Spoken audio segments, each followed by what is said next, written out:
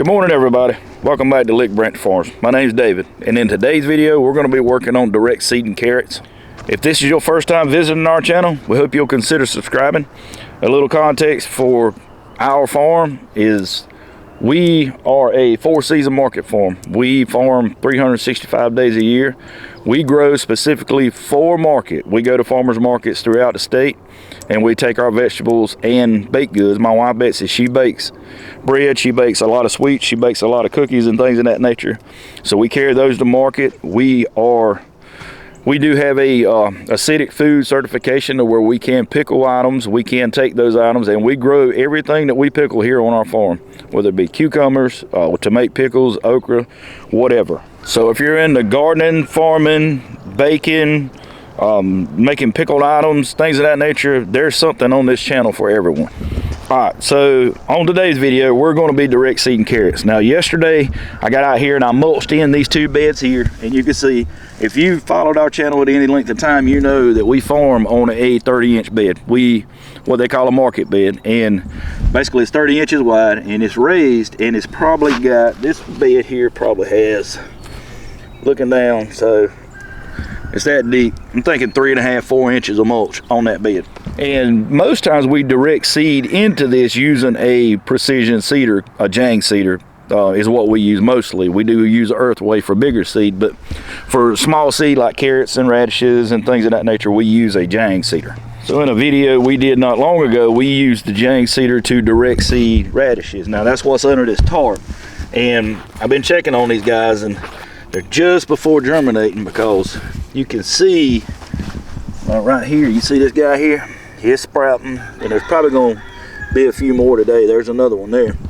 And you don't want to leave these tarps on too long, but I want to see just a little bit more germination. I'll check them here again in a few hours. When that sun gets up and it heats these black mats up, it's going to help those seeds germinate a lot quicker. And we use this same process with the carrots here that we're getting ready to seed. Once we're done, we get everything irrigated, we'll put mats on top of these carrots too.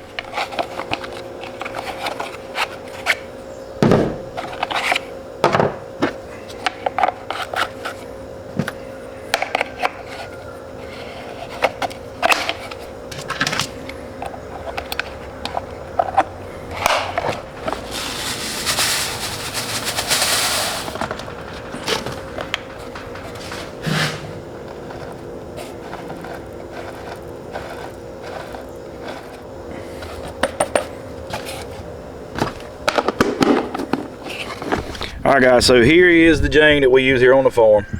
And I put the XY24 roller in, and I adjusted the brush on the back of the wheel to make sure that it's not holding the seed back. I've got the 11 on the front and 11 on the back. I changed the sprockets, and that should give us an inch, inch and a half spacing in between plants. You've heard me in the past say that market farming is about density, and the more that you can cram into a smaller place, the more money you can make off of that row. Now, carrots are one of the top 5 producers on our farm. It's the one of the top money makers that we sell. So usually there's 3 rows of irrigation. You can see these uprights over here. There's usually 3 rows. And you know, since we're going to the organic side of this, we basically erased everything out of this plot from last year to start over, re-amending the beds, pulling new beds up. You know, we went in and tilled everything flat, raked everything out, and started from scratch, building beds just so we can make sure that everything was the way it should be. So when I'm rolling out beds, I like to start on the outside. It kind of gives me a baseline on where I want to be at. So what we're going to do, and I'm going to try to do this one-handed, is get lined up just on the outside of that bed.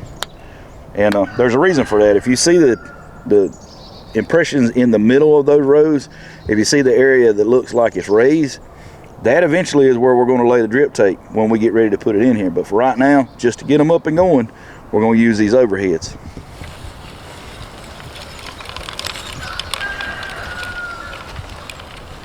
And I'm trying to watch that roller. I'm trying to watch that roller in the back, and you can see as I'm rolling how it's dropping the seed. And I'm going to get down here in a minute and give you guys a good shot of it.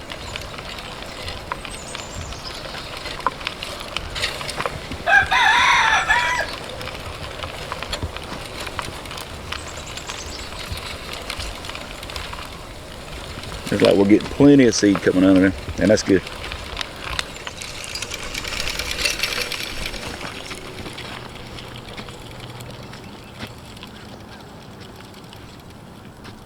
All right, guys, so we got all 8 rows laid out. You can see that. And I forgot to mention earlier, the variety that we plant today is mocha. That's generally what we plant on our farm. Now, during the warm season, we will mess around with some sugar snacks and romance, bolero, things of that nature. But our staple, the carrot that we grow predominantly on here, is mocha, and we sell a lot of carrots. All right, guys, so I'm gonna get started on the irrigation part of this. What I'm doing, and you can see this is a mirror image of what I got up here, but it'll be 3 risers, and each riser has a mini wobbler that looks like this. And I've got the lavender tips in them, and these tips are good for half a gallon a minute, and they'll throw water in about a 20-foot circle, 25-foot circle. And I was using 2 during the summer, but I found out that it wasn't I wasn't putting out enough water. So I added a 3rd line or a 3rd riser to it. So we're going to go with 3 risers, 3 rows in. We're going to move 5 rows. Then we're going to put another set of 3 risers. We're going to skip 5 rows, and then that set will take up the last 3. So everything will kind of overlap a little bit, 5 feet or so.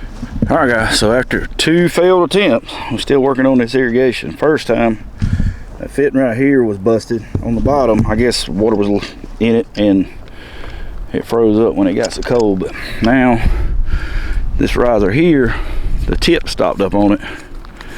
So we're gonna take that off. And that's, you know, to be expected with as much cutting and grinding and all that stuff that goes on. Whenever you put one of these together, you're probably gonna have a riser or 2 stop up on you when you get ready to start it up. So don't walk off from it and expect it to be working. Make sure you double check it and keep your eyes on it, because I've had it happen, and when they stick, they'll spray in one direction and they'll just keep spraying there until it puts a hole in the ground. All right, guys, so we got the irrigation run. Try to get over here without getting wet. This is what it should look like. So you can see how they're staggered apart, and even with the wind blowing like it is and it's blowing in this direction, it's coming out to this row right here. When the wind's not blowing and it's calm, it should carry over into the next row. Let's see, we're getting all the way out over here, so I know we got plenty of water. Let me get over here on this side. Yeah, see, we're landing all the way out here. I can see water hitting the ground out here, so we're in good shape. I probably could have went over another row, but that's fine. That's okay. All right, so we got the irrigation running. Everything looks good there. And the trick to this is, especially carrots, do not let them dry out. So what we're going to do is water these 2 beds in really good. And then once we get that done, we'll take and tarp those 2 beds, just like you see me do with the radishes. We'll tarp those 2 beds, and we'll leave the tarps on them until we see germination. Now, we'll continue to irrigate them, but we'll leave the tarps on them until we see germination. After that, we can pull them off. But what that's going to do is that's going to help warm that bed up, and that's going to aid them seeds in germinating. That ground temperature is going to warm up quicker with that black mat on top of it, and we're going to get a faster germination. Now, it's still going to take about 2 to 3 weeks to see sprouts over there. That row, well, these rows here, they took almost 3 weeks to see germination there, but it was cold then. So hopefully with these warm days, it won't take that long with those 2.